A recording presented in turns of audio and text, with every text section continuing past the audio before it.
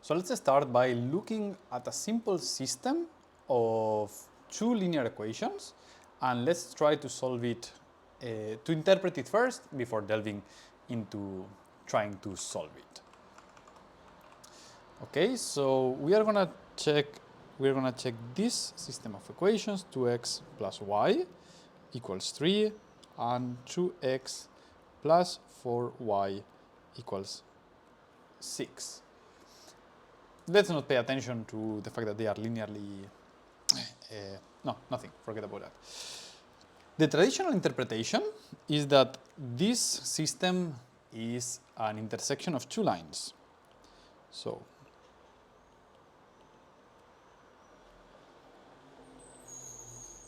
this is how it's traditionally taught, at least the way it was for me. And it means that we can write the system in the following way, as y equals minus 2x plus 3 and y equals 3 minus 1/2 of x plus 3 as well. And sorry, this is not a 3, this is a 3/2, which is 1/2. And now we are gonna paint the first one in yellow. Let's make it thick to be clear. And the second one in green. In here. So let's take the first one we said yellow and a little bit bigger, so we know it, and we know that it cuts the axis in the +3, so up here, and it has a slope -2, meaning that it goes in the following way. So it will be this way here. This will be our first equation, roughly speaking. And the second one, which is green, intersects in 1/2, so intersects here, and now has a slope -1/2. So it goes down, let me check, -1/2 will be exactly this way here, okay? And by observing these two lines, we know that they should intersect in this point, which is the point 1, 1, and that's the solution to our equations. If the equations will be parallel, then it will have no solution. But let me tell you that there is a different way of seeing this system, a different geometry, which is interpreting this system as a combination of vectors. And no way is better than other, but this second way will be particularly efficient in terms of the geometric algebra interpretation. And the way we do this is by picking up this here and this here and this one here, and interpret this as vectors. This is the same as if we would write 2, x plus 1, 4y equals 3, 6. And what this means, again, we paint this one green, this one red, this one blue, is that we have to find two scalars, x and y, that multiplying these two vectors, the green and the red one, gives us the blue. So if we come back down here and we paint them, for example, the green one, which is 2, we found that this is the 2, okay?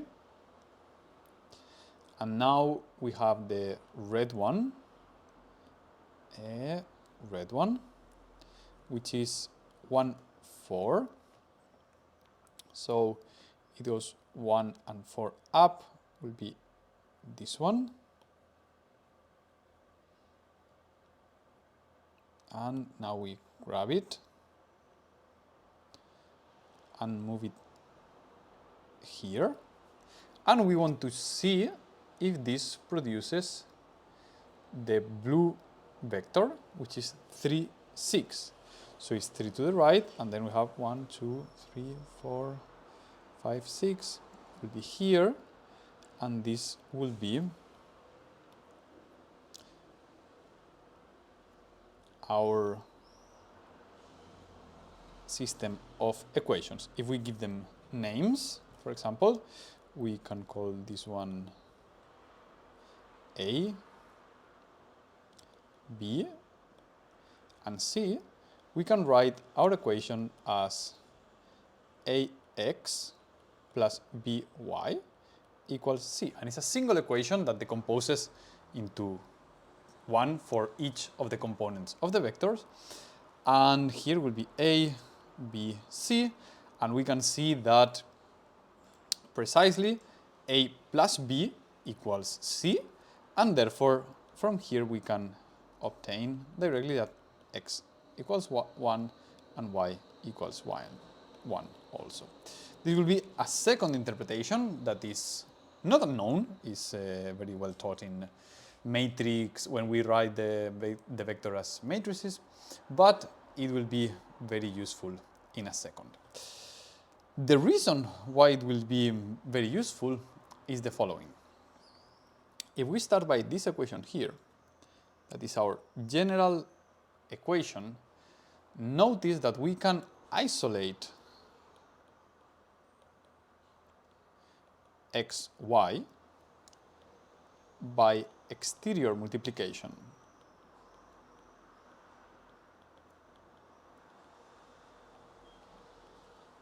I wrote over myself.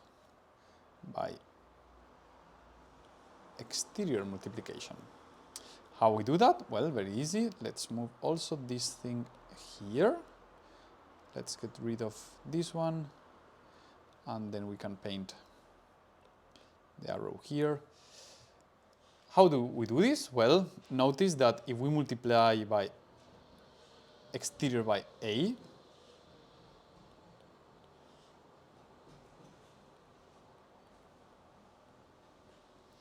then the first term is a 0 because this is A wedge A x plus A wedge B y equals A wedge C. So this term is 0, and we have that y, well, A wedge B y equals A wedge C. And what this is telling us is that we are comparing the area of this bivector and the direction with the one from this bivector, which we can draw here in the following way. So A wedge B will be, let's go here. So we need A,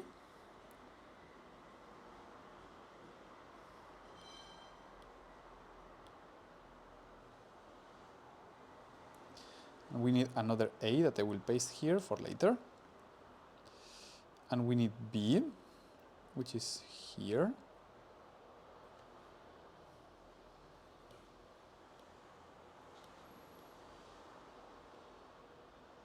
and we need another B that we place here in the origin, and I almost nailed it. That would have been very nice.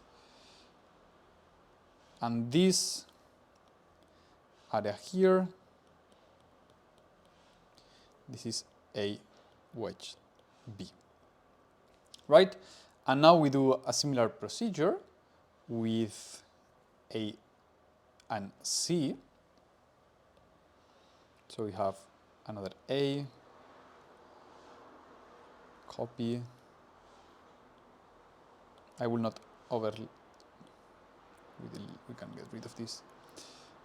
I will not. Okay, this is A. This is C.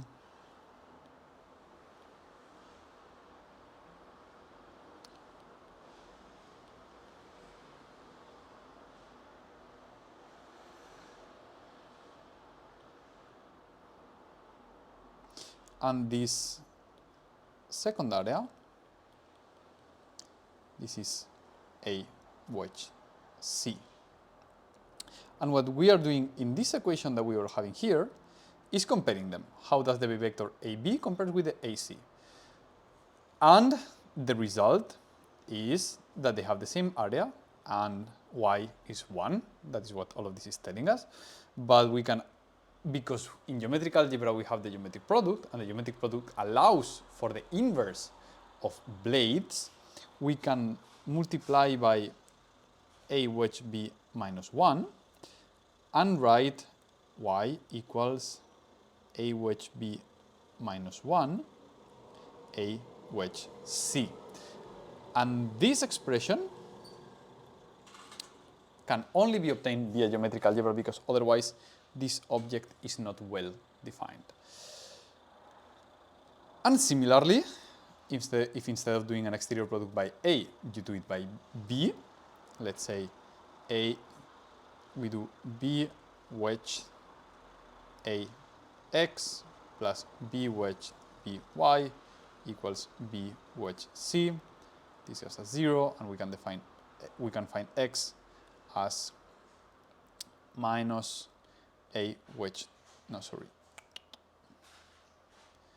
as, yeah, let's write B wedge A minus 1, B wedge C, which is the same as minus A wedge B minus 1, B wedge C, which equals A wedge B minus 1, C wedge B. So I absorb the minus to the other side, and you will see later why I decided to write it in this particular order.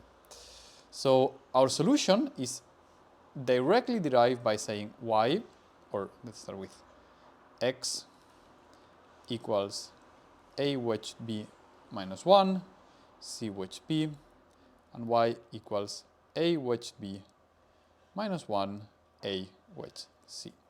And this will be our geometrical way of solving this equation. The only remaining problem that one might have is that you have to calculate a wedge b. And for that, and without further proof, I will let you know here and put the references in the notes that the inverse of any blade, so we have a blade that is A1 wedge, A2 wedge, AN, or no, let's say AK, this is equal to minus 1 elevated to K minus 1 half divided by A1, A2, AK square, and then here the blade itself, A1, A2, wedge AK. And this is the expression for the inverse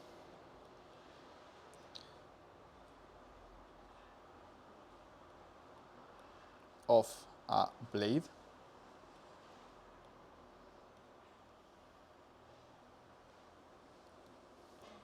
in our case.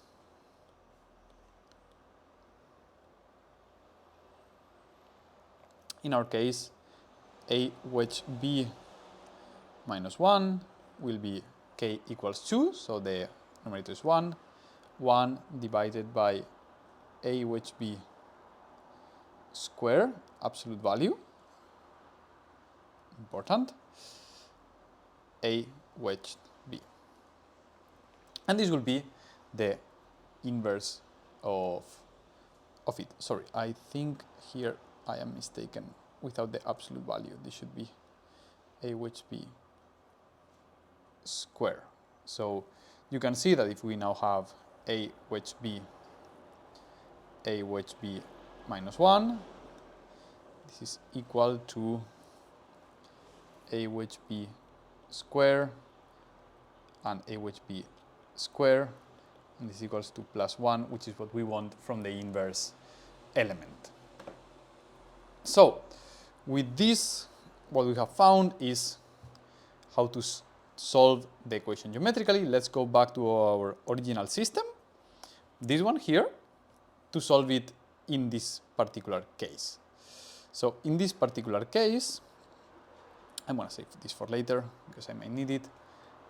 A was 2, 2, which equals to 2e1 plus 2e2, and B equals to 1, 4, which was e1 plus 4e2, and C was 3e1 plus 6e2. Okay. And now to solve the system of equations, we need to do a couple of products. First of all, we need a wedge B, which we can write as the grade of a B, which equals to the grade selection of 10 plus 6 e1, 2, therefore this is 6 e1, 2, or alternatively you can do the multiplication directly, 2e1 plus 2e2 wedge e1 plus 4e2, and the key element here is not forgetting any element of the distributivity. So e1 e1 is 0, e1 e2, this is 8 e1 2, and then we have e2 e1 plus 2 e2 1, e2 e2 0, and this is equals to minus 2 e1 2, and therefore this is 6 e1 2. Whatever way you prefer, this is just to show you that it's the same. Now we calculate C wedge B, because this is what we had up here for the solution of x that we want first. C wedge B, and we can do similar procedure, and C wedge B is 3e1 plus 6 e2. Remember that the order is very important. We cannot say B wedge C, is C wedge B, which now it comes to 4e2, and again we have that this is equal to 12 e1 2, and then we have minus 6 e1 2, which equals 6 e1 2, and from the expression before we have that x equals a wedge b minus 1, which we have to calculate. Let's go here on the right to calculate a wedge b minus 1. We say that this is ab squared, which is minus 36 in the denominator, and in the numerator we have 6e1 2, right? So this is equal to C wedge P, in terms of numbers, 6e1 2 divided by minus 36, and here we have again 6e1 2 for CB, and this indeed is plus 1 as we wanted to. And now for calculating y was a wedge B minus 1, a wedge C, and AB minus 1 we have it. We only have to calculate now a wedge C, which is 2e1 plus 2e2 wedge 3e1 plus 6e2, and this is 12e1 2, we know how this is going to go, 12 minus 6 E12, which indeed is 6 E12. And now we can say that y equals 1 divided by minus 36. Opa.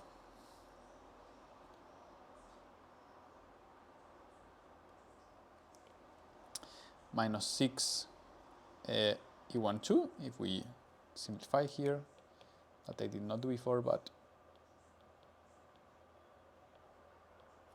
can be done.